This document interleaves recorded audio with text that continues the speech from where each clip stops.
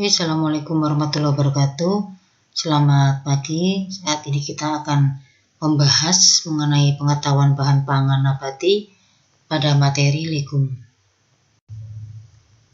Pengertian legum.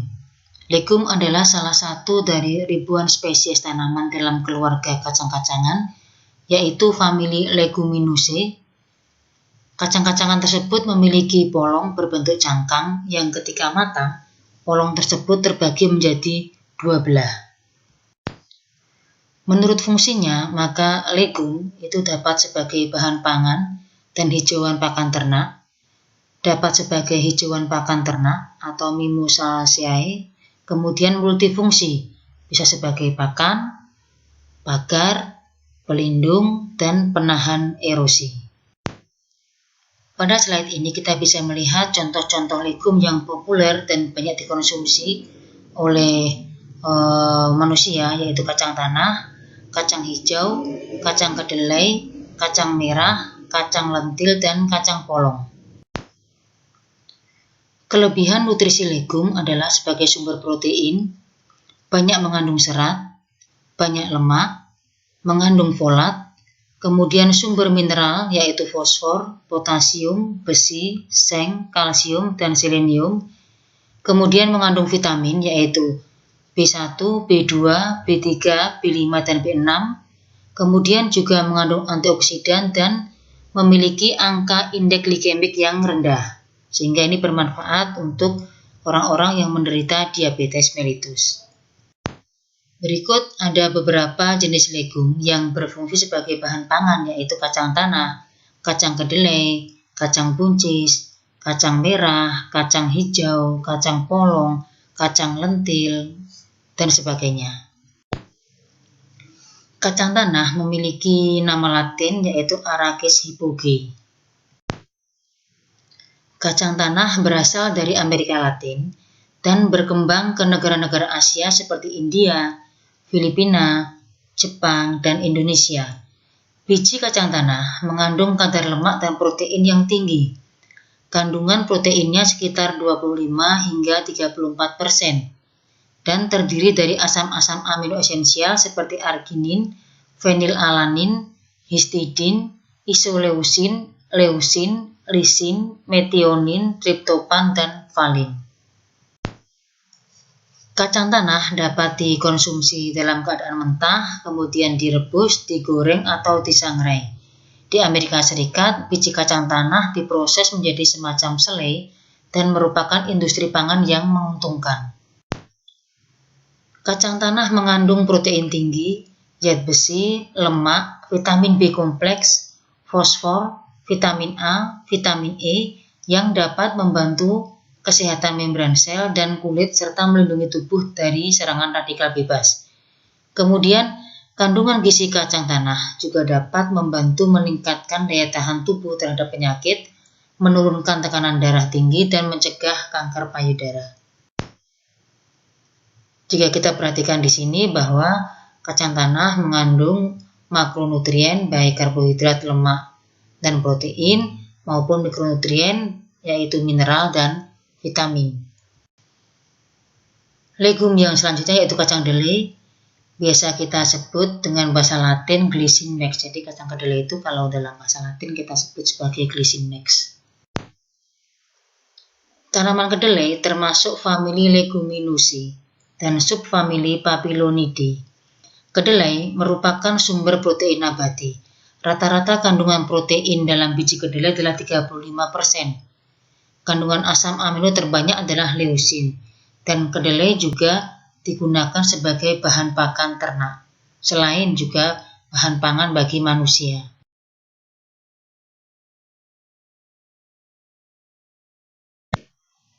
Biji kedelai terdiri dari 7,3% kulit, 90,3% kotiledon, dan 2,4% hipokotil.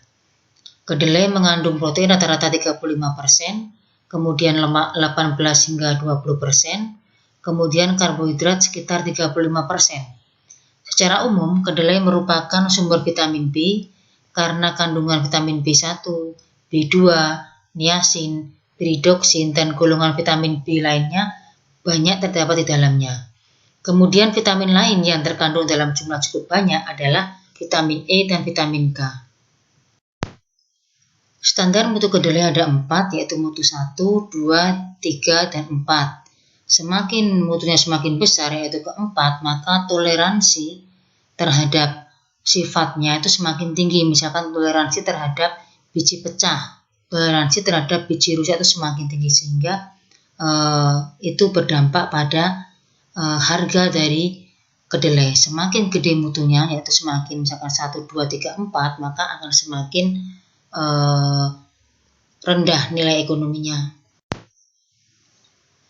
Pada kedelai terdapat senyawa-senyawa anti gizi dan senyawa penyebab of flavor atau penyimpangan rasa dan aroma pada produk pengolahan kedelai.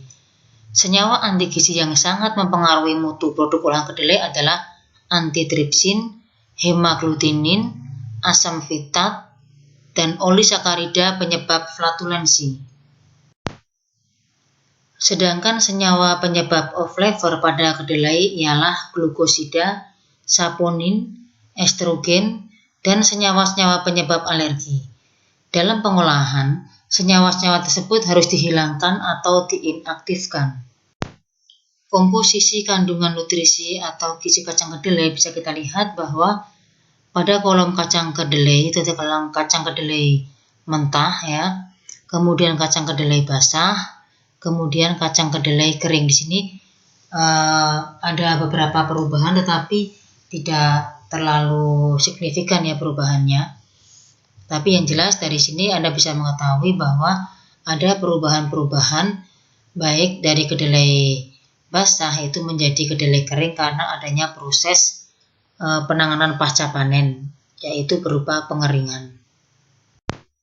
Jenis legum selanjutnya yaitu kacang hijau. Kacang hijau adalah sejenis tanaman budidaya dan palawija yang dikenal luas di daerah tropik. Tumbuhan yang termasuk suku polong-polongan memiliki banyak manfaat dalam kehidupan sehari-hari sebagai sumber bahan pangan berprotein nabati yang tinggi.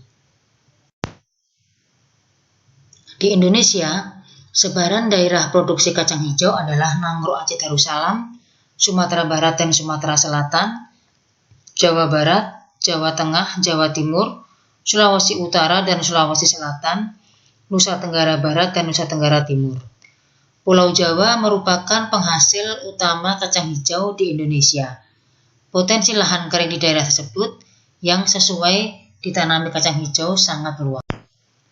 Kandungan nutrisi kacang hijau adalah tinggi protein, tinggi kandungan serat, rendah karbohidrat, mengandung asam lemak esensial, kemudian rendah lemak, kaya vitamin, kaya mineral, kaya antioksidan, dan kaya enzim aktif. Manfaat kacang hijau adalah untuk pertumbuhan dan pembentukan sel-sel baru. Kacang hijau mengandung protein lengkap yang membantu pembentukan sel-sel tubuh, yaitu sel-sel organ, otot, dan otak. Yang kedua yaitu memperbaiki saluran pencernaan dan mencegah konstipasi. Kacang hijau mengandung serat tinggi yang berfungsi membersihkan saluran pencernaan, meningkatkan gerak peristaltik usus sehingga mengurangi waktu kotoran menumpuk di dalam usus. Serat juga berperan dalam menurunkan kadar kolesterol jahat dalam tubuh. Selain itu, juga sebagai sumber energi. Vitamin B kompleks bermanfaat untuk membantu proses pertumbuhan. Manfaat yang lain yaitu membantu pembentukan sel-sel tulang. Kacang hijau mengandung kalsium dan fosfor untuk regenerasi sel-sel tulang dan gigi. Kemudian juga meningkatkan keaktifan fisiologi tubuh. Mineral-mineral yang terkandung dalam kacang hijau berperan dalam meningkatkan keseimbangan enzim-enzim dalam tubuh, kemudian juga berfungsi menghasilkan sel darah merah untuk mencegah anemia darah. Ini terutama oleh kandungan zat besi pada kacang hijau. Pada slide ini kita bisa melihat bahwa kandungan gizi pada kacang hijau itu terdiri dari makronutrien yaitu karbohidrat, protein, dan lemak, serta mikronutrien yaitu vitamin dan mineral. Di sini kita lihat bahwa kandungan protein dari kacang hijau cukup tinggi, yaitu sekitar 22%. Jenis legum yang selanjutnya adalah kacang merah atau secara bahasa Latin kita kenal dengan Phaseolus vulgaris. Kacang merah berasal dari Amerika. Kacang merah termasuk dalam kategori jenis tumbuhan polong-polongan yang mempunyai manfaat sangat baik untuk kesehatan. Sesuai dengan namanya, tekstur warna dari kacang merah tersebut adalah berwarna merah. Kacang merah kaya akan asam folat, kalsium, karbohidrat kompleks, serat, dan protein yang tergolong tinggi. Kandungan karbohidrat kompleks dan serat yang tinggi dalam kacang merah membuatnya dapat menurunkan kadar kolesterol darah.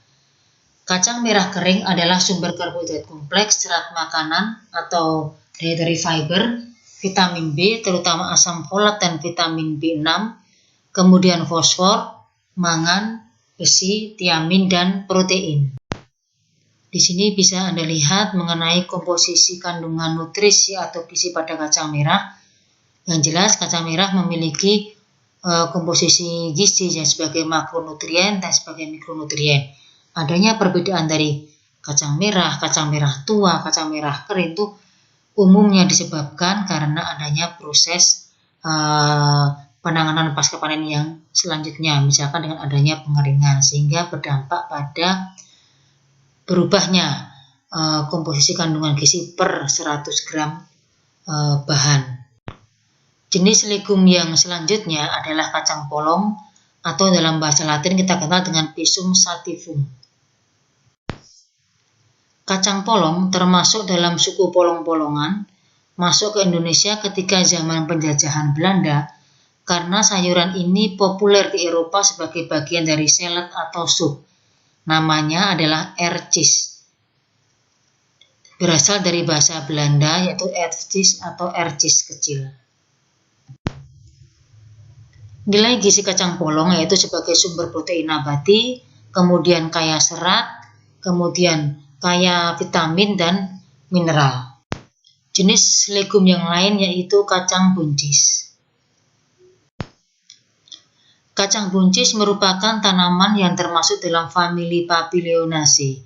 Tanaman ini merupakan tanaman sejenis polong-polongan atau kacang-kacangan yang dapat kita konsumsi.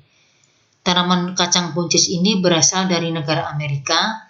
Kemudian pembudidayaan tanaman ini sangat mudah untuk kita lakukan. Ada berbagai macam jenis buncis, misalkan buncis coklat dan putih, buncis perci dan Getsbonen, serta buncis peluru dan Getsbonen. Manfaat kacang buncis adalah sebagai obat alami untuk berbagai penyakit yang menyerang tubuh, di antaranya bisa mengobati tukak lambung, berkhasiat mencegah kanker usus besar karena adanya dietary fiber yang cukup tinggi, kemudian mampu memperkecil risiko terkena kanker ganas, kemudian melancarkan sistem pencernaan, dan bisa mencegah terjadinya konstipasi ya karena tadi adanya kandungan dietary fiber yang cukup tinggi, kemudian sitosterol dan stigmasterol yang mampu meningkatkan produksi insulin. Pada tabel komposisi kandungan nutrisi atau gizi pada kacang buncis bisa kita lihat bahwa kacang buncis sama seperti dengan kacang-kacangan yang lain, yaitu mengandung makronutrien yaitu karbohidrat, protein dan lemak, serta mengandung mikronutrien yaitu vitamin dan mineral. Jenis legum yang selanjutnya adalah kacang lentil. Lentil, salah satu jenis kacang-kacangan ini banyak dikonsumsi oleh orang India, Timur Tengah, Maroko, dan Turki dalam berbagai masakan. Bentuknya mungil dan pipih, nyaris seperti biji jagung. Lentil ada 3 jenis yaitu lentil kuning, hijau, dan merah. Rasanya yang lembut dan gurih membuat lentil kuning biasa digunakan dalam berbagai masakan seperti sup kental, campuran pada doner kebab, perkedel, dan nasi. Kandungan gizi yang bermanfaat pada kacang lentil. Kacang lentil terbentuk dari air 10%, protein 22,7%, serat 13%, karbohidrat 50%, abu 2,60%, dan gula 2%. Dan masih terdapat beberapa jenis mineral dalam kacang lentil yaitu kalium, fosfor yang paling melimpah, dan magnesium yang diikuti oleh kalsium, natrium, zat besi, seng, mangan, tembaga, dan selenium. Untuk kandungan vitamin, kacang lentil mengandung vitamin B yaitu B1, B2, B3, dan B6. Vitamin E juga vitamin C memiliki persentase yang sangat kecil, dan kandungan gula dibagi menjadi fruktosa, maltosa, dan sukrosa. Kacang lentil memiliki manfaat bagi kesehatan pencernaan karena tidak adanya kutikula yang meliputi mereka, sehingga sangat mudah dicerna dan tidak menyebabkan gangguan masalah usus. Setiap 100 gram kacang lentil memiliki asupan kalori sebesar 298 kalori. Waktu panen akan berpengaruh pada kualitas hasil, kuantitas hasil, dan kerusakan selama pengeringan. Sehingga perlu perhatian yang serius ya, supaya setelah panen itu kita masih bisa menghasilkan legum yang memiliki kualitas yang baik, kemudian kuantitasnya juga cukup besar, dan kerusakan dalam pengeringan itu dapat diminimalkan. Lalu bagaimana penanganan pasca panen dari legum? Nah, ketika pengeringan, maka yang harus diperhatikan dalam pengeringan adalah suhu pengeringan dan hasil pengeringannya. Itu harus tepat karena suhu yang terlalu tinggi itu menyebabkan menurunnya kualitas dari legum. Kemudian saat penyimpanan, kerusakan selama penyimpanan dapat dicegah dengan adanya fungisida atau insektisida, karena tentu ketika penyimpanan bisa muncul misalkan jamur, kemudian insek yang lain yang dapat merusak legum. Kemudian cara pengemasan dan pengaturan ruangan. Cara pengemasan termasuk diantaranya adalah jenis bahan kemasan yang dipilih yang dapat melindungi legum dari kondisi di luar kemasan. Kemudian juga pengaturan kadar air dan suhu selama penyimpanan. Pasca panen dari legum juga ada perubahan komposisi kimia, misalkan saja karbohidrat. Pada penyimpanan yang dengan suhu tinggi dan lembab menyebabkan penurunan karbohidrat. Kemudian protein, nitrogen protein sedikit turun, jumlah asam amino bebas mengalami perubahan, berarti hanya bila terjadi kerusakan tinggi akibat kegiatan enzim proteolitik. Kemudian lemak.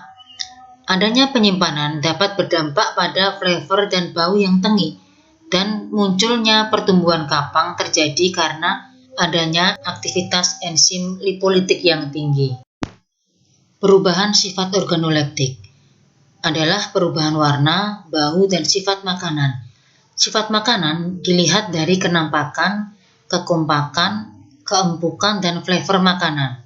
Untuk kacang-kacangan bisa dilihat dari aroma yang tengik, kemudian kering, kisut, kemudian teksturnya menjadi liat, dan sebagainya. Perubahan sifat fisika kimia akibat penyimpanan. Perubahan ini meliputi perubahan air yang dibutuhkan, perubahan padatan yang terlarut, dan sifat pasta pada saat pemanasan.